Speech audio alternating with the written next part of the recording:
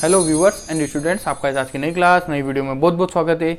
इससे संबंधित भू संतुलन की परिकल्पना क्या होती है, क्या होता है भू संतुलन, वो पढ़ चुके।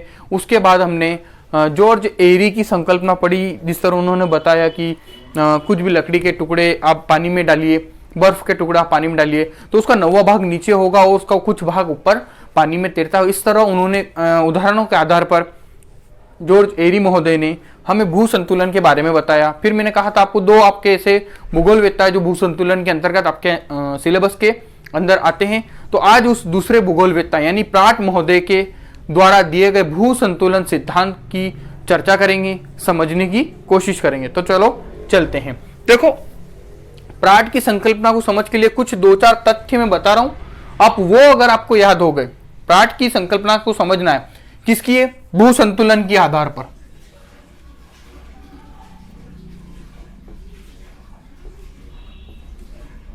कौन सी संकल्पना? भू संतुलन की प्राट की संकल्पना है। प्राट महोदय, इससे पहले किसकी पढ़ी? जॉर्ज एरी की पढ़ी। जिसने अगर वो नहीं पढ़ी पहले वो पढ़ ले, अगर उससे पहले भी अगर वो भी नहीं पढ़ी तो उससे पहले भू संतुलन की संरचना करके मैंने सीधा सा एक टॉपिक आपके प्लेलिस्ट में डाल रखा है। प्लेलिस्ट अलग अलग बनी हुई, क्लास वाइज, यूनिट वाइज तो नहीं, पेपर वाइज, ठीक है ना। Paper wise first second paper मैंने बना रखा है। आप उसको प्ले लिस्ट में आपके सिलेबस के अकॉर्डिंग देखा करें, समझा करें, ठीक है। तो अब हम देखते हैं कि प्राट की संकल्पना क्या थी, किस प्रकार है। जॉर्ज एरी की हम पढ़ चुके हैं, तो उससे संबंधित दो चार तथ्य ऐसे हैं जो आपको समझने होंगे। आपको बहुत जल्द, ये आसान है, ये टॉपिक समझ आ जाएगा। तो देखें कि जॉर्ज एरी महोदय ने क्या किया कि हिमालय की चट्टानों एवं जॉर्ज प्राट महोदय ने, किसने? प्राट महोदय ने हिमालय और उसके समीपवर्ती चट्टानों का अध्ययन किया। किसका अध्ययन किया? हिमालय पर्वत आप जानते हैं, बहुत विशाल हिमालय, ठीक है। तो उस हिमालय और उसके पास की सीमावर्ती क्षेत्रों का और सीमावर्ती मैदानों का अध्ययन किया। जैसे कि मान लीजिए ये पूरी हिमालय पर्वत है, इसके पास में जो मैदानी भाग है जो कि गंगा ब्रह्मपुत्र वगैरह का भी मैदान हमारे यहाँ पर स्थित है। उत्तर का विशाल मैदान के नाम से जाना जाता है। भारत में जो भौतिक विभाग अलग अलग 6 हैं उसमें से एक कौन सा है? तो आपका उत्तर का विशाल मैदान है जो कि गंगा ब्रह्मपुत्र और सतलज जैसी नदियों से मिलकर बना है। तो इन क्या कहते हैं, पहाड़ों या जैसे कह सकते हैं हिमालय और इन मैदान के समीपवर्ती क्षेत्रों का अध्ययन करके, उन चट्टानों का अध्ययन करके प्राट महोदय ने यह निष्कर्ष निकाला कि किस प्रकार एक भूभाग इतना ऊपर उठा हुआ है और एक किस प्रकार एक भूगर्भ यानी कि वो गर्त, या कह सकते हैं हम उसको क्या कह सकते हैं, समुद्र का तल किस प्रकार अवस्थित है। यानी कि ऊंचा भाग भी पृथ्वी पर स्थित है और गहरा भाग भी पृथ्वी पर स्थित है। ये ऊंचा नीचा वाला मैं आपको पूरा उसमें समझा चुका हूं कि कौन सा ऊंचा होता है, कौन सा नीचा होता है। पर्वत, पठार, मैदान ये ऊंचे भाग के अंतर्गत आते हैं। गार्ज, कैनियन और समुद्र तट ये वगैरह किसके अंतर्गत आते हैं? नीचे भाग के अंतर्गत। तो ये दोनों का किस तरह बैलेंस बना हुआ है, इन दोनों का किस प्रकार बैलेंस बना हुआ, किस प्रकार संतुलन बना हुआ है। तो इससे संबंधित प्राट महोदय कहते हैं किसके आधार पर? हिमालय एवं समीपवर्ती मैदानों के चट्टानों का अध्ययन करने के बाद उन्होंने कहा कि जो पहाड़ों का घनत्व है, देखो 3 चीज होती है, एक होता है पहाड़, एक होता है पठार और एक होता है मैदान। पहाड़ वे ऊंचे स्थान होते हैं जो कि चढ़ाई में तीखे और ऊपर से नुकीले होते हैं, जो कि चढ़ाई में तीखे और ऊपर से नुकीले होते हैं। उनका ऊपरी भाग समतल नहीं होता है, उसे क्या बोलते थे हम? पहाड़, ठीक है। दूसरा आता है वे भाग जो कि जैसे आप कुर्सी देखी, कुर्सी पे बैठते हो आप, चेयर जिसको इंग्लिश में बोलते हैं, उस चेयर पे बैठने आप जैसे ही बैठे तो आप आराम से संतुष्टि से बैठ सकते हैं। तो उसके क्या है? 4 पैर होते हैं, बोलते हैं ना अपने, 4 पैर होते हैं, लेग्स होते हैं। उस 4 पैर के बाद क्या एक समतल भाग आता है कि नहीं आता है? सीधा समतल भाग जिस पर आप बैठते हो, फिर एक ऊंचा भाग आता है। तो वो ऊंचे भाग से आप टेका लेते हो, जिस पर बैठते हो वो समतल भाग है कि नहीं? यानी कि वह स्थान जो कि नीचे से ऊपर हो, यानी ऊंचाई तो हो लेकिन ऊपर से क्या हो? समतल, उसको क्या बोलते हैं? पठार। उसको क्या बोलते? इसको पता है वो अच्छी बात है। आप बच्चे कुछ सोच रहे होंगे सर ये चीज तो पता है, क्या पढ़ा रहे हो आप? पर जिनको नहीं पता वो अभी फिर याद कर ले, समझ ले, ठीक है। तो वो होते हैं पठार। और जो कि समतल रूप में पाया जाए, जिसमें ऊंचाई नहीं हो, उसको बोलते हैं मैदान, ठीक है ना, उसको बोलते हैं मैदान। तो देखें उन्होंने कहा प्राट महोदय ने कि जो हिमालय पर्वत है उसके आसपास के क्षेत्रों को अध्ययन करने के बाद उन्होंने कहा कि जो पहाड़ों का घनत्व, घनत्व यानी डेंसिटी, क्षमता किस प्रकार है, घनत्व क्या है, ये मैं समझा चुका हूं, बार बार समझाने की आवश्यकता नहीं है।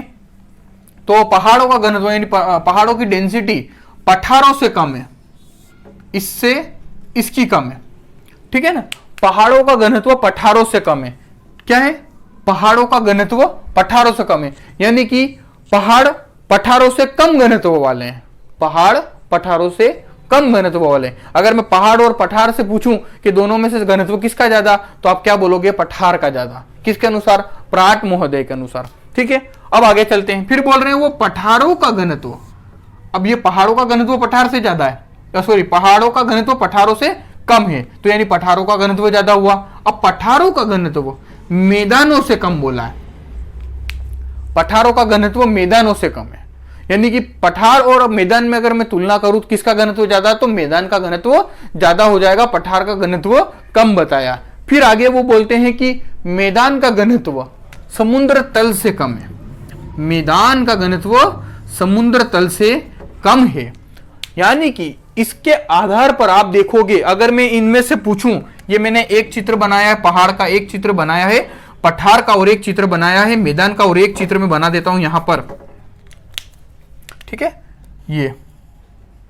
ये तो होता ऊपरी भाग और ये आपका पानी पानी वाला भाग, यानी कि ये क्या है, समुद्र तल, ये क्या है, समुद्र तल। समुद्र तल समुद्र से नीचे होता है, जमीन में होता है, गहरा होता है, ठीक है। तो देखिए आप इसमें देखो, सबसे पहला पहाड़, फिर दूसरा पठार, तीसरा मैदान, फिर चौथा मैंने बनाया समुद्र तल, ठीक है। अब आप मुझे ये नॉलेज, आपको कॉमन सेंस की बात है, देखो कॉमन सेंस की बात है, क्या कॉमन सेंस की बात है कि इनमें से अगर मैं पूछूं बच्चों की सबसे ऊंचा भाग किसका है, सबसे ऊंचा इसमें से क्या है, तो आप बोलोगे सर पहाड़ है, सर सबसे ऊंचा तो क्या है, पहाड़ है। मैं बोलूंगा उससे नीचे कौन है, तो सर आप बोलोगे पठार है। मैं बोलूंगा उससे नीचे कौन है, तो मैदान है, और सबसे नीचे कौन है, तो समुद्र तल। यानी कि सीधी सी बात यह हुई कि सबसे ऊंचा क्या है, पहाड़, और सबसे नीचा क्या है, समुद्र तल, समुद्र तल। यानी कि इन्होंने ऊंचाई पर घनत्व कम बताया है, ऊंचाई पर घनत्व कम बताया है, और गहराई या नीचा स्थान को में घनत्व अधिक बताया है। तो इसको सीधा सा हम समझ सकते हैं, इधर देखो, ऊंचा अगर स्तंभ है तो उसका घनत्व क्या बोलते हैं, यह कि उसका घनत्व कम होना चाहिए, और अगर नीचा स्तंभ है तो उसका घनत्व क्या है, अधिक होना चाहिए। तभी वो जा करके किसी एक रेखा पर, उस रेखा का नाम है क्षतिपूर्ति रेखा या क्षतिपूर्ति तल या समतोतल, समतोतल, ठीक है ना। तो इस रेखा का नाम, यानी कि वहां पर उस ऊंचे भाग और नीचे भाग का दोनों का बैलेंस यानी घनत्व बराबर इक्वल होगा, ठीक है। अब उसको समझाने के लिए उन्होंने एक एग्जाम्पल बताया है, एक डायग्राम बताया है। वो डायग्राम क्या है, अब उसको समझो। पहली बात ये समझ आ गई आपको, ये पॉइंट आपको ऐसे कैसे लिखना है, ऐसे कैसे समझना है। बात वापिस बता देता हूं, पहाड़ों का घनत्व पठारों से कम, पठारों का मैदानों से कम, मैदानों का समुद्र तल से कम। यानी कि सबसे ज्यादा घनत्व इनके अंतर्गत किसका है, तो भाई साहब ये बोलते हैं कि समुद्र तल का सबसे ज्यादा घनत्व डेंसिटी होती है, सबसे कम किसकी होती है, तो पहाड़ों की होती है। किसके अनुसार, प्राट महोदय के, क्योंकि उन्होंने कहा कि ऊंचा स्तंभ होगा तो घनत्व कम, तो पहाड़ ऊंचे होते हैं तो घनत्व कम, और समुद्र तल गहरा होता है, नीचा होता है तो उसका घनत्व अधिक। ऐसा कौन मानते हैं, प्राट महोदय मानते हैं। इसी के आधार पर इन्होंने ये संकल्पना दी है। तो अब इस चित्र को देखो आप, मैंने एक स्तंभ बनाया, अस्तंभ बनाया, ठीक है, अस्तंभ, ठीक है ना, और एक और बनाया है बी लिख दिया, ठीक है, स्तंभ, ठीक है।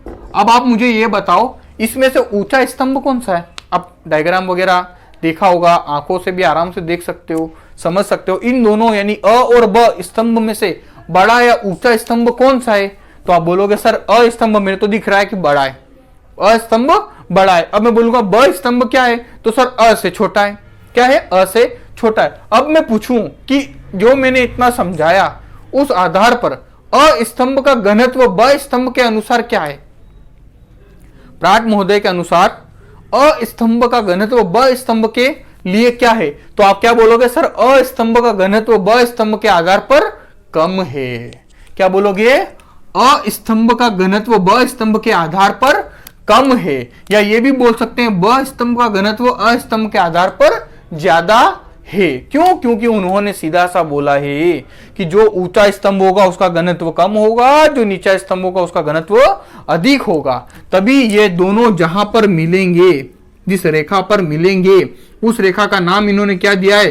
क्षतिपूर्ति तल या समतोल तल। उस रेखा पर इन दोनों का क्या घनत्व क्या होगा?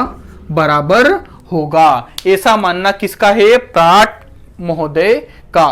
तो इससे का जो भी आप ये डायग्राम अच्छे से बना लेना। इससे संबंधित एक दो लाइन जो और रहती है मैं वो भी बता देता हूं। बस 4 चीजें याद रखना। एक तो ये वाली कि पहाड़ों का घनत्व पठारों से कम, पठारों का मैदान से कम, मैदान का समुद्र तल से कम।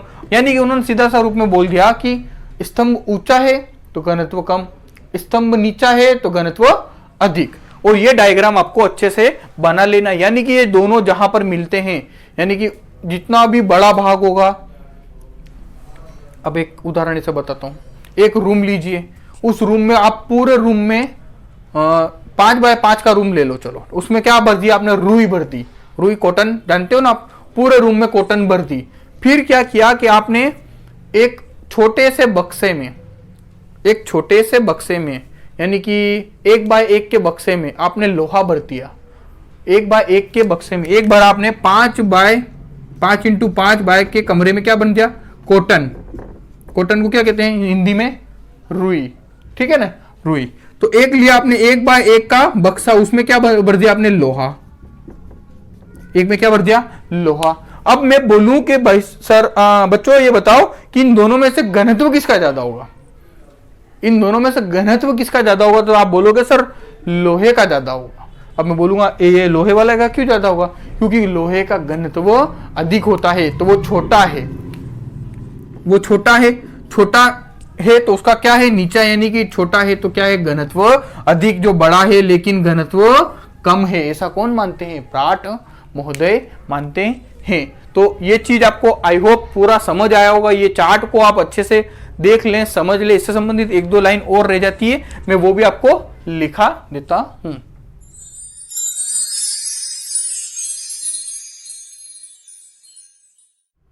हाँ स्टूडेंट्स, अब देख लेते हैं इससे संबंधित 2-4 तथ्य। मैंने आपको डायग्राम बना दिया, डायग्राम से ही समझना है आपको इस सब चीजों को। तो देखें, प्राट के अनुसार एक क्षतिपूर्ति तल होता है। मैंने भी बता, देखो एक और बार यहाँ डायग्राम बना देता हूँ मैं आपको वापिस से, दिमाग में रहे आपके। वो डायग्राम आपको अच्छे से याद रखना है, उस डायग्राम को आपको नहीं भूलना है। ठीक है ना। तो ये जो भाग है ये क्या है? क्षतिपूर्ति तल। यानी कि कम घनत्व वाले और अधिक घनत्व वाले सभी स्थान यहीं पर बराबर होते हैं। क्या है? यहीं पर क्या हो जाते हैं? बराबर हो जाते हैं इस क्षेत्र पर। ठीक है। यानी कि प्राट के अनुसार एक क्षतिपूर्ति तल होता है जिसके ऊपर घनत्व में अंतर पाया जाता है। देखो, अगर इसके ऊपर जाओगे तो घनत्व में अंतर पाया जाएगा। ये जो इससे ऊंचा भाग है उसका घनत्व कम, इससे नीचे वाला भाग है उसका घनत्व अधिक। तो जो क्षतिपूर्ति तल से ऊपर क्या होता है? घनत्व में अंतर पाया जाता है, लेकिन क्षतिपूर्ति तल पर घनत्व समान पाया जाता है। ठीक है ना। तथा नीचे घनत्व समान होता है। मैंने बता दिया आपको, क्षतिपूर्ति तल से ऊपर जाओगे तो घनत्व में अंतर देखने को मिलेगा। क्षतिपूर्ति तल पर क्या है कि घनत्व समान माना गया है। किसके अनुसार? प्राट के अनुसार। समतोल रेखा, यही क्षतिपूर्ति तल को ही समतोल रेखा भी कहते हैं। देखो दूसरा नाम भी आ जाए, समतोल रेखा क्या है? या एक क्वेश्चन बन सकता है कि क्षतिपूर्ति तल क्या है? तो आपको इसके अंतर्गत यही लिखना होगा, क्षतिपूर्ति तल वह तल है जिसमें प्राट महोदय ने बताया कि इससे ऊंचाई पर घनत्व में अंतर पाया जाता है, और समतोल तल या कि क्षतिपूर्ति तल पर घनत्व सभी स्थानों का समान होता है।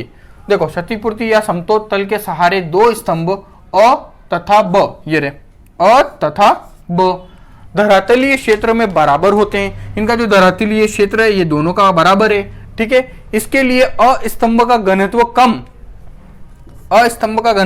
तथा ब स्तंभ का घनत्व क्या है? अधिक। अस्तंभ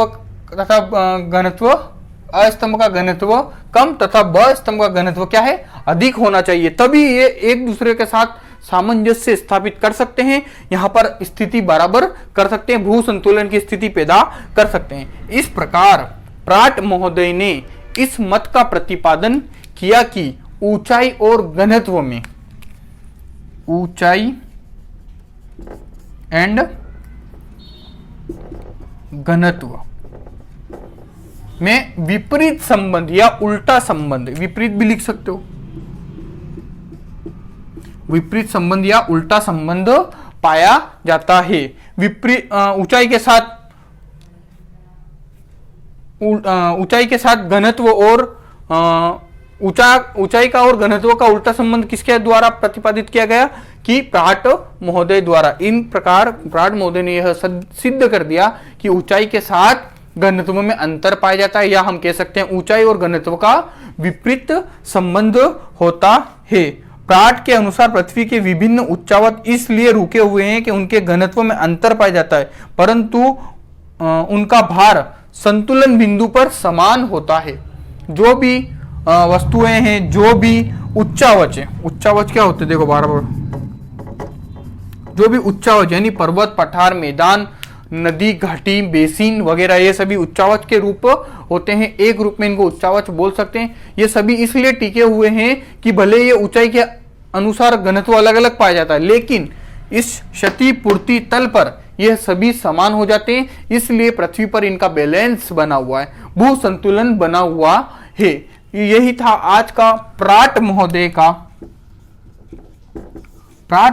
का भू संतुलन सिद्धांत या परिचय, एक तरह से आप समझ सकते हैं। इससे संबंधित क्वेश्चन आपके या इस यूनिट से 2 ही क्वेश्चन बनेंगे, या तो वो जॉर्ज एरी का पूछेगा संकल्पना, या वो आपसे पूछेगा प्राट महोदय की, इन दोनों में से। और एक क्वेश्चन बनेगा कि भू संतुलन क्या है, संक्षिप्त में समझाइए। 2 नंबर का क्वेश्चन पहली वाली वीडियो से बनेगा, और बड़ा क्वेश्चन इन दोनों का आंसर से पक्का आपके एग्जाम में देखने को मिलेगा। इससे आसान तरीके से मैं और नहीं समझा सकता हूं, फिर भी अगर हुआ तो मैं समझा दूंगा। नोट्स जिनको चाहिए वो मुझे कमेंट कर सकते हैं, मैसेज कर सकते हैं। अभी नोट्स बनाने का काम चल रहा है। आई होप ये वीडियो आपको पसंद आई होगी, समझ आई होगी। टॉपिक अच्छा लगे तो लाइक करना, शेयर करना अपने दोस्तों के साथ, अपने फैमिली मेंबर्स के साथ।